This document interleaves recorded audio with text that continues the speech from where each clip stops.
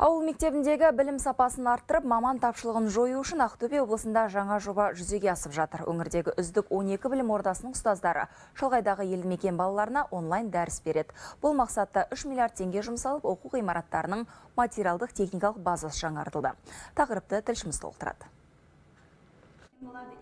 Жадыра Ерболатова 20 жылдан бері бала оқытатын сарапшы педагог. Қобда қазақ мектебінде геометрия және алгебра пәндерінен сабақ береді. Биылғы оқу жылынан бастап тағы 3 ауылдың балалары қосылған.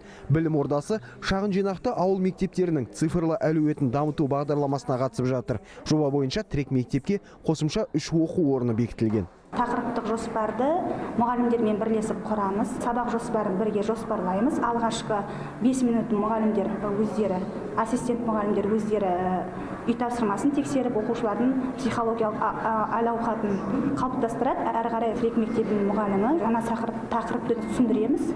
Тың жоба былтырдан бері қолға алынған. Балалардың әлеуетін дамытып, сапалы білім беру үшін мектеп қажетті құрал жабдықтармен қамтамасыз етілді. Онлайн дәріс беруге арналған жаңа технологиялармен бірге түрлі зертхана және арт телестудия, робототехника кабинеттерін ашуға 250 миллион теңге қаржы жұмсалған. Ұстаздар оқу ордасының заман талабына сай жабдықталуы нәтижесінде оқушылардың білім алуға құштарлығының артқанын айтады.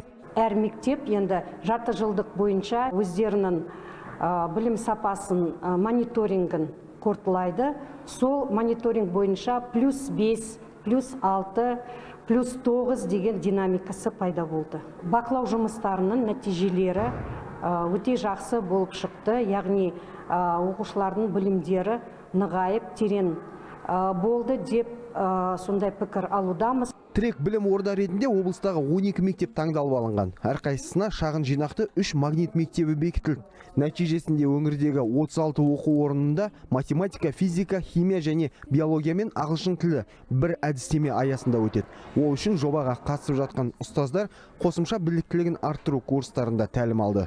Осы арқылы шағын жинақты мектептердегі кадр тапшылығы мәселесі, білім сапасының төмендігі деген сияқты мәселелерді шешу жоспарланып отыр. Яғни осы жобаның нәтижесі бойынша қала мен ауыл мектептерінің арасындағы білім сапасындағы балалардың алшақтықты жою, ауыл мектептерінде сабақ беретін мұғалімдердің әлеуетін көтеру мақсаты жоспарланып отыр. Оқу жылы аяқталған соң мамандар министрлікке жоба нәтижесі бойынша шағын жинақты мектептердегі білім сапасын арттыруға бағытталған ұсыныстар әзірлейтін болады. Мансұр Исқожин, Айнадин Молдабеков, Ақтөбе облысы, 24 KZ.